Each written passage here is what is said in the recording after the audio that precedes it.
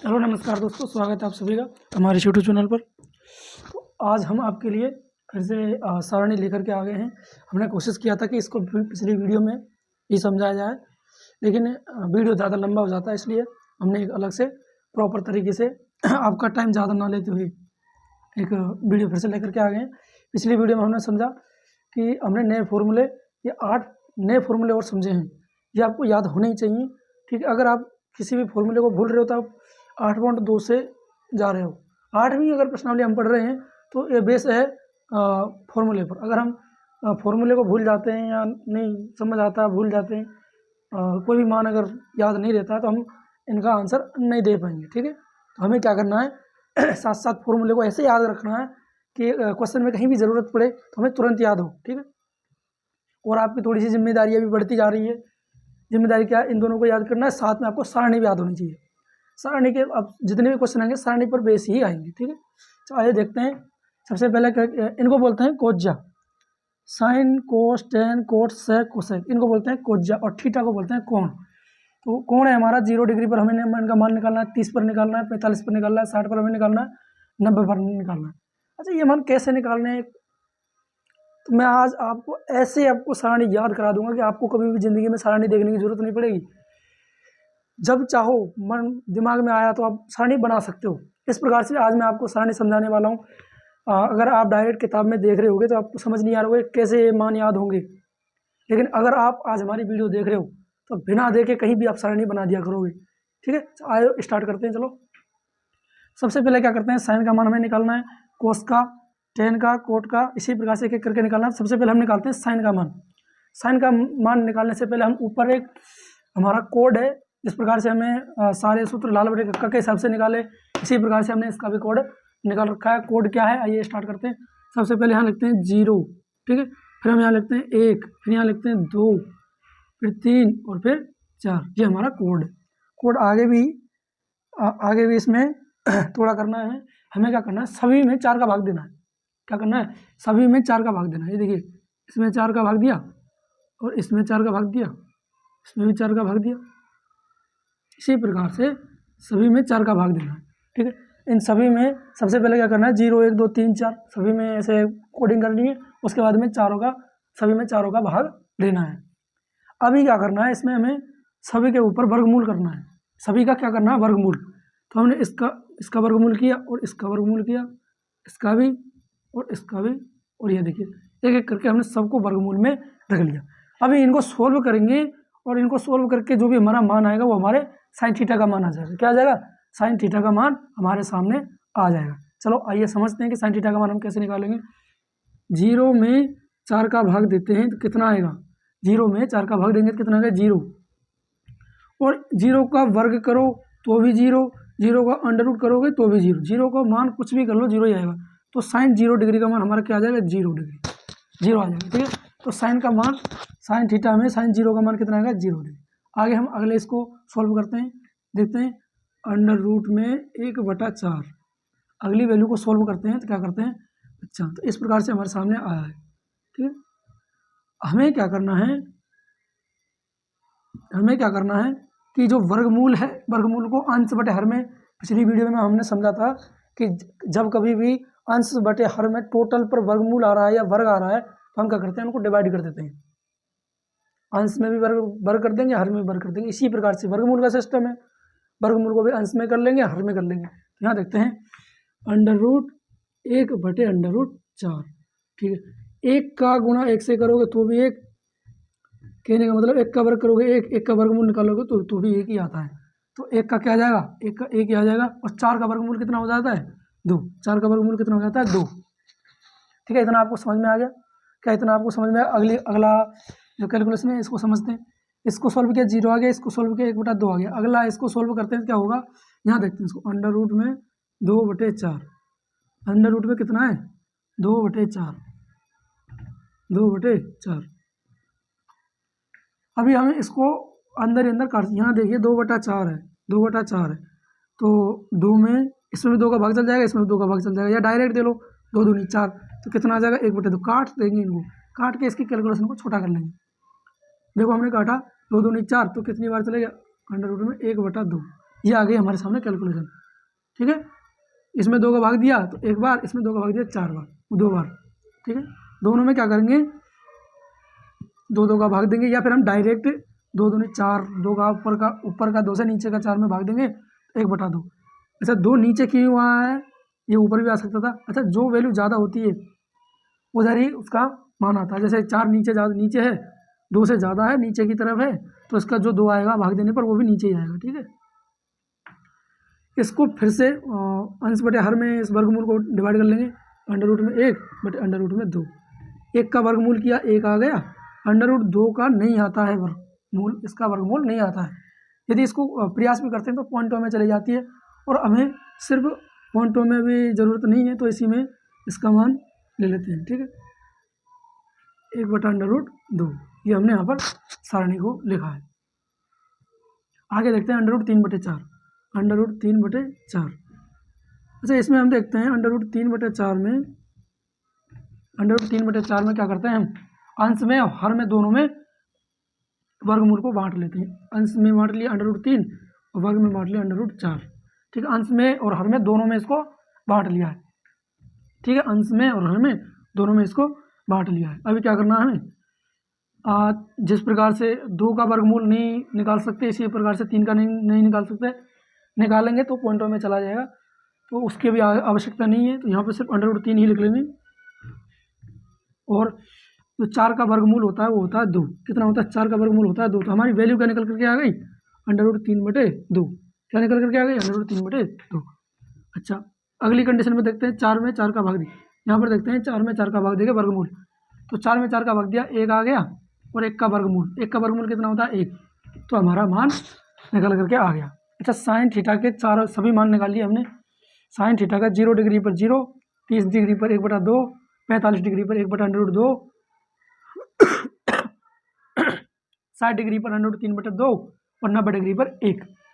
क्या हमने sine theta का मान निकाल लिया। किससे निकाला, कोडिंग से। कोडिंग कैसे की, पहले 0 1 2 3 4 लिखा, फिर सभी में 4 का भाग दिया। ठीक है, फिर क्या किया, सभी का वर्गमूल किया और उनको सोल्व किया। सोल्व करने पर जो भी आया वो हमारा क्या है, साइन का मान होगा। तो साइन थीटा की वैल्यू 0 डिग्री पर 0, 30 डिग्री पर 1/2, 45 डिग्री पर 1/√2, 60 डिग्री पर अंडर रूट 3/2 और 90 डिग्री पर 1। इसमें किसी प्रकार का यदि कोई डाउट लग रहा है तो कमेंट बॉक्स में ज़रूर बताना। मैं फिर से एक बार रिपीट कर रहा हूँ, साइन थीटा की जो वैल्यू हमने कैसे निकाली, कोडिंग करके। कोडिंग कैसे की, 0 डिग्री से स्टार्ट की, 0 1 2 3 4, सभी में 4 का भाग दिया। उसके बाद में सभी को वर्गमूल किया। वर्गमूल करने पर जो भी सोल्व आता है वो हमने साइन 0 डिग्री के सामने जो आंसर आया वो 0 बराबर में लिखते आना है। ठीक है, ऐसा नहीं है कि इसको इसके सामने कर दिया, इसको इसके सामने कर दिया तो गड़बड़ हो जाएगी। आपको प्रॉपर तरीके से क्या करना है, बराबर इनके ऊपर ऐसे लिखना है और तुरंत की तुरंत नीचे की तरफ लिख लेना है, ताकि आपको कैलकुलेशन में कोई गलती ना हो। तो इस प्रकार से हमने साइन का मान निकाल लिया। अभी आगे क्या करना है, हमें कोस थीटा का मान निकालना है। तो आपको इतनी मेहनत करने की अभी कोई ज़रूरत नहीं है। अगर इतना आपने कर लिया है तो आपको इससे आगे मेहनत करने की अभी ज़्यादा ज़रूरत नहीं है। अभी हमें क्या करना है, जिस प्रकार से हमने 1 2 3 4 5 इसको ऐसे लिखा, इसी को उल्टा इधर लिख लेंगे। क्या करेंगे, इसी को उल्टा हम इसे ऐसे लिख लेंगे। अच्छा, 1 को इधर उतार लिया, अंडर रूट 3/2 को इधर कर लिया। ठीक है, बीच का है तो बीच का इसको सेम टू सेम इसको यहाँ पर उतार देंगे। ठीक है, इसको सेम टू सेम यहाँ पर उतार हम लेंगे। इसको 1/2 इधर आ जाएगा और ये 0 इधर पहुँच जाएगा। इस प्रकार से हमने कोस का भी मान निकाल लिया। साइन का मान हमने निकाला। उसके बाद में कोस थीटा का मान हमने कैसे निकाला कि साइन की टोटल वैल्यू को उल्टा घुमा करके उल्टा वैल्यू रख दिया।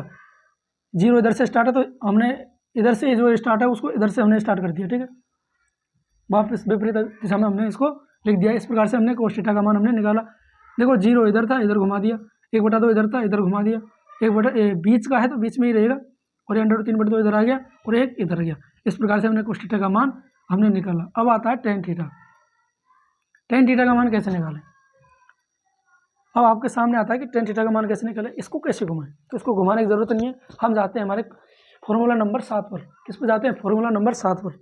किस पर जाते हैं, फॉर्मूला नंबर 7 पर। फॉर्मूला नंबर 7 पर देखते हैं, टेन थीटा बराबर में साइन थीटा बटे कोस थीटा। क्या आता है, टेन थीटा बराबर में साइन थीटा बटे कोस थीटा।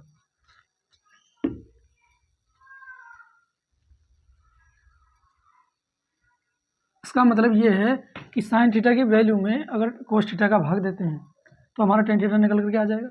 ठीक है, यदि साइन थीटा की वैल्यू में इसकी वैल्यू में अगर इसका भाग देते हैं, साइन थीटा बटे कोस थीटा, देखो ये रहा टेन थीटा बराबर में साइन थीटा बटे कोस थीटा, साइन थीटा की वैल्यू में कोस थीटा का भाग देंगे तो हमारा टेन थीटा निकल करके आ जाएगा। ठीक है, तो चलो करते हैं। 0 में 1 का भाग दिया, 0 में 1 का भाग दिया, कितना आ गया? 0 में 1 का भाग दिया तो कितना आ गया? 0। ठीक है, ये हमारा आंसर यहाँ पर आ जाता है। अच्छा, इसमें देखते हैं 1/2 में अंडर रूट 3/2 का भाग देते हैं। 1/2 में अंडर रूट 3/2 का भाग देंगे, फिर से वो वाली कंडीशन बन गई है। तो क्या करते हैं, यदि सेम है तो काट सकते हैं, अगर आपको नहीं काटना आ रहा है, नहीं समझ में बैठ रहा है, तो फिर से हम करते हैं कि पहली गुणा चौथी, दूसरी गुणा तीसरी, पहली गुणा चौथी, दूसरी गुणा तीसरी, पहली गुणा चौथी और दूसरी गुणा तीसरी, इस प्रकार से कर लेंगे। अब हम काट सकते हैं, 2 से 2 काट दिया, आंसर बटे हर में अगर समान संख्या है तो उनको हम काट सकते हैं। क्या बचेगा? ऊपर बचेगा 1, नीचे बचेगा अंडर रूट 3। क्या बचेगा? 1 ऊपर बचेगा 1, नीचे बचेगा अंडर रूट 3। तो हमारा क्या वैल्यू आ गया? 1/√3। ठीक है, क्या वैल्यू आ गया? 1/√3।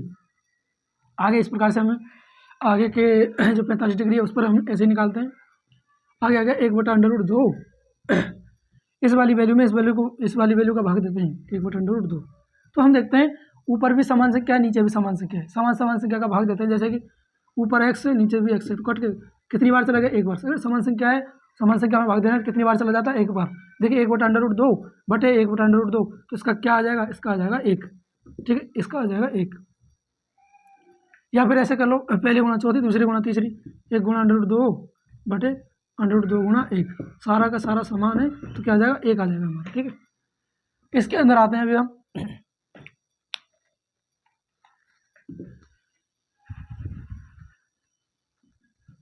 आगे हम समझते हैं √3/2, इसमें 1/2 का भाग देना है। ठीक है, कैसे देंगे? इसमें कैसे देंगे इसका भाग? बताइए आप हमें। √3/2 में 1/2 का भाग देते हैं तो कैसे होगा?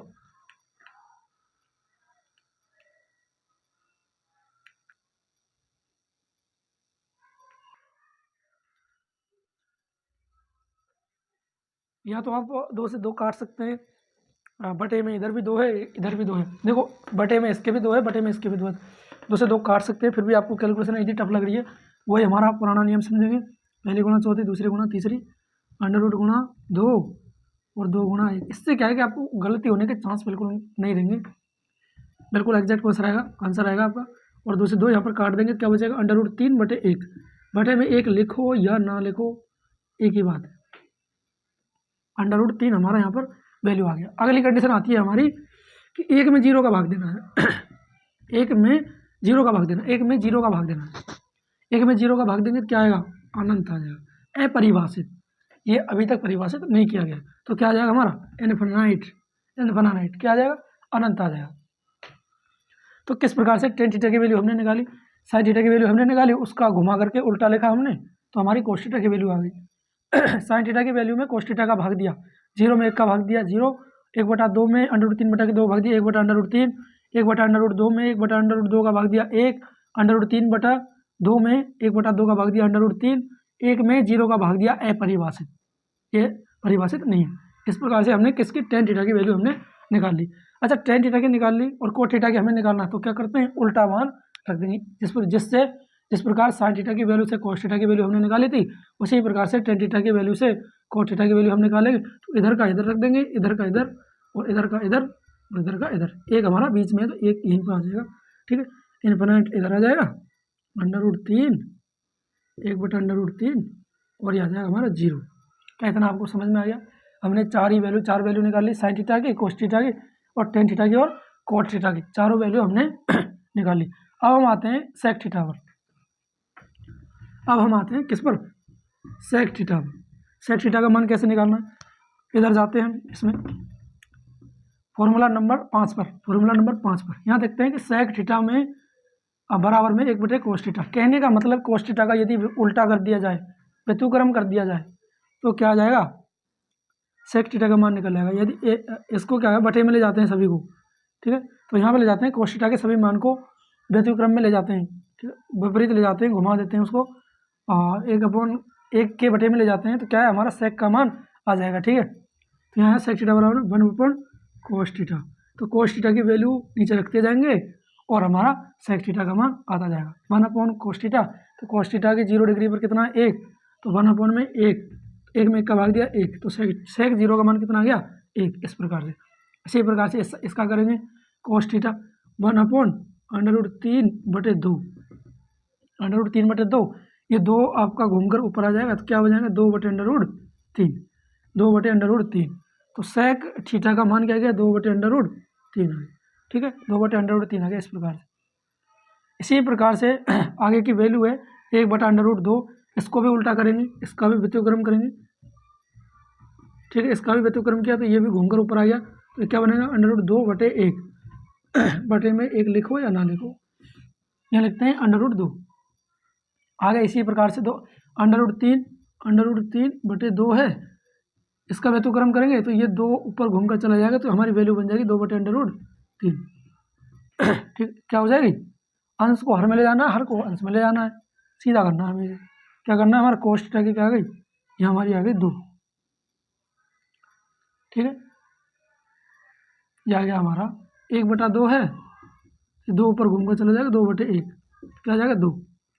आगे हमारा आता है cos थीटा का 0, 1 के बटे में 0 को ले गए, पहले वाली कंडीशन बन गई। जैसे यहाँ पर 1 में 0 का भाग दिया था, फिर से वही कंडीशन आ गई, 1 में 0 का भाग दिया तो कितना आएगा अपरिभाषित, कितना आ जाएगा अपरिभाषित।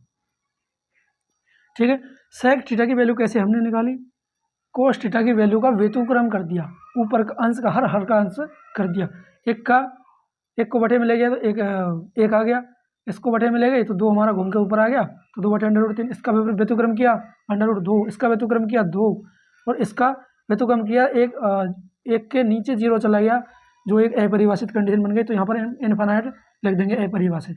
ठीक है, इस प्रकार से हमने साइन थीटा की वैल्यू निकाली, फिर cos थीटा की निकाली, दोनों को साइन थीटा में cos थीटा का भाग दिया तो हमने tan थीटा का मान निकाल लिया।